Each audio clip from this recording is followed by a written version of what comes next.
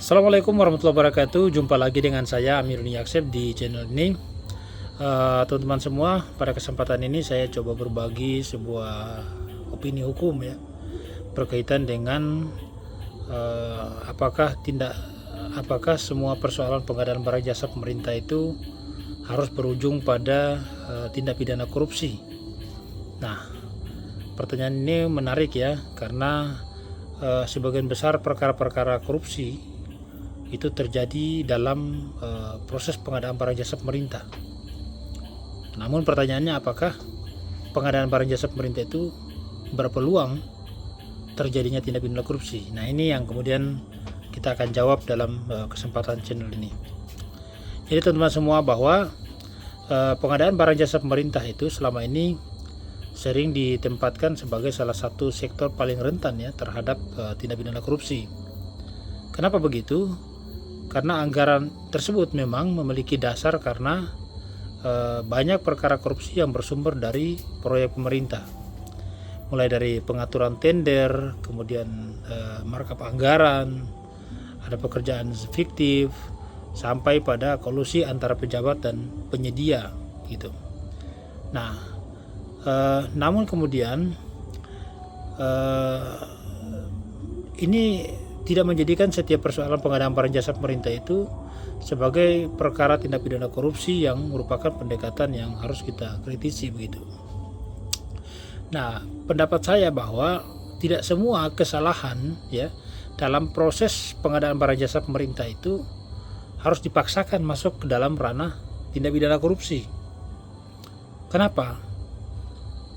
Pengadaan barang jasa pemerintah ini adalah bagian dari aktivitas pemerintah yang memiliki karakter ya tentunya penuh risiko, kemudian melibatkan keputusan administrasi di sana. Nah, dalam prakteknya banyak pejabat ini ya, terutama pejabat pengadaan seperti PPK, kemudian ada KPA ya, atau pengguna anggaran, ini mereka sering menghadapi suatu kondisi yang memang tidak selalu ideal begitu. Seperti perubahan harga di pasar ya, kemudian ada keterlambatan distribusi, bahkan juga ada perubahan kebijakan, kemudian sampai pada kendala teknis di lapangan, sampai dengan kegagalan penyedia dalam memenuhi kontrak itu sendiri. Nah, itu yang sering mereka hadapi. Nah, apabila setiap kegagalan atau setiap temuan kerugian negara itu langsung dikonstruksikan sebagai tindak pidana korupsi, maka muncul persoalan yang paling serius adalah adanya kriminalisasi terhadap kebijakan ya dan tindakan administrasi dari pemerintah. Nah, ini yang perlu digarisbawahi. Jadi aparat pemerintah ya, aparat negara ini menjadi takut dalam mengambil sebuah keputusan yang ternyata menimbulkan kerugian yang bisa akan berdampak terhadap membawa mereka kepada meja hijau begitu atau ke pengadilan. Padahal sebenarnya dalam hukum administrasi negara itu kita diperkenalkan dengan sebuah prinsip bahwa tidak semua tindakan pemerintahan yang salah itu merupakan tindak pidana begitu.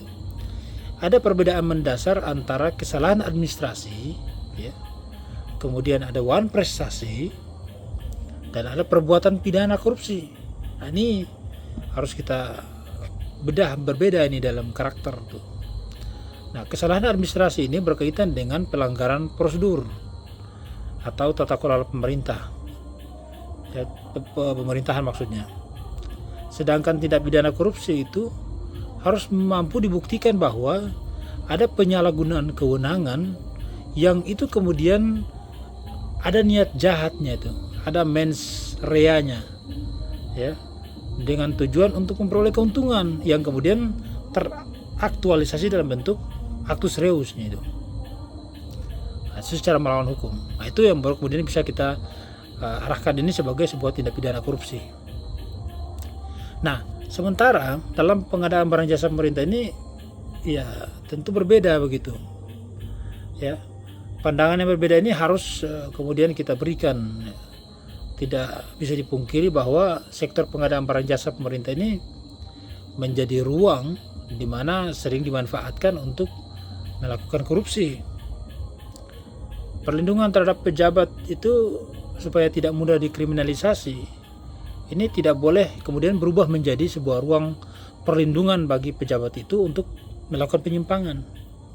Nah, dalam perspektif pemberantasan korupsi, apabila ditemukan adanya rekayasa tender, misalnya ya, pengaturan pemenang lelang, kemudian ada kolusi antara pejabat dengan penyedia, ada pekerjaan yang sengaja dibuat tidak sesuai dengan spesifikasi, pembayaran atas pekerjaan yang tidak pernah dilakukan, atau memanipulasi harga yang untuk memperkaya pihak tertentu, maka penggunaan instrumen hukum pidana korupsi itu saya kira tepat di sana.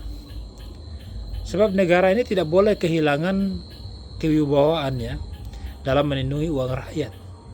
Anggaran pemerintah bukanlah hak milik pribadi pejabat, melainkan amanah yang harus bisa dipertanggungjawabkan. Nah, ketika kewenangan pengadaan itu digunakan sebagai sarana untuk memperkaya diri, maka di sanalah kemudian ada ketepatan dalam menerapkan pasal-pasal yang berkaitan dengan masalah korupsi itu. Dan itu tentu sebuah pengkhianatan terhadap prinsip tata kelola pemerintahan yang baik. Nah, persoalan utama dalam praktik hukum saat ini adalah adanya kecenderungan menarik garis yang terlalu luas antara kesalahan administrasi ya dengan tindak pidana korupsi. Banyak perkara pengadaan yang sebenarnya berawal dari persoalan kontrak ya ataupun pelaksanaan pekerjaan kemudian bergeser begitu menjadi perkara pidana setelah ditemukan adanya kerugian negara. Padahal ingat, kerugian negara itu bukan satu-satunya ukuran untuk menentukan adanya tindak pidana korupsi. Kerugian negara itu harus dilihat ya bersama dengan unsur lain. Terutama apakah kerugian negara tersebut menjadi sengaja yang dilakukan oleh bersangkutan, menyalahgunakan kewenangan, atau tindakan melawan hukum yang bertujuan untuk menguntungkan pihak tertentu atau diri sendiri. Jika pendekatan hukum itu hanya menggunakan paradigma ada kerugian negara berarti korupsi, maka akan menjadi penyederhanaan hukum yang berbahaya di sana. Setiap proyek pemerintah yang mengalami kegagalan itu berpotensi menjadi perkara pidana kalau seperti itu. Sementara faktor risiko bisnis ini dalam pemerintah dan dinamika pelaksanaan kontrak itu ya bisa saja diabaikan. Nah, sehingga menurut saya ini diperlukan paradigma baru dalam penanganan perkara pengadaan barang jasa pemerintah, di mana aparat penegak hukum itu harus mengutamakan yang namanya objektif, ya, pendekatan yang objektif dengan membedakan antara yang mana yang dimaksud dengan kesalahan administrasi. Kalau kesalahan administrasi diselesaikan melalui mekanisme pengawasan pemerintah, ada pembinaan, kemudian ada sanksi administrasi di sana. Yang kedua, ya harus dibedakan juga apakah ini terjadi one prestasi kontrak, ya. Kalau itu terjadi maka diselesaikan dengan mekanisme perdata antara pemerintah dengan penyedia. Nah, baru kemudian melihat korupsinya itu.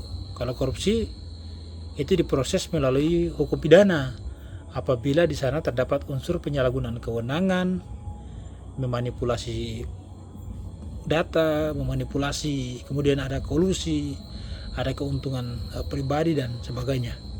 Yang tentunya itu harus dilihat dari berbagai macam rangkaian yang dari awal itu sampai dengan akhir. Karena pengadaan barang jasa itu sejak ada perencanaan sampai dengan terakhir itu penyerahan begitu. Nah, ini sebagai kesimpulan bahwa pengadaan barang jasa pemerintah itu memang merupakan faktor yang rawan korupsi, ya. Tetapi tidak boleh menjadi alasan utama untuk menjadikan seluruh persoalan pengadaan itu sebagai tindak pidana korupsi. Negara harus membutuhkan keseimbangan, keras terhadap pelaku korupsi, tetapi adil terhadap pejabat yang menjalankan tugas dengan etikat yang baik. Saya kira itu yang dapat saya berikan sebagai pandangan atau opini saya. Terima kasih. Assalamualaikum warahmatullahi wabarakatuh.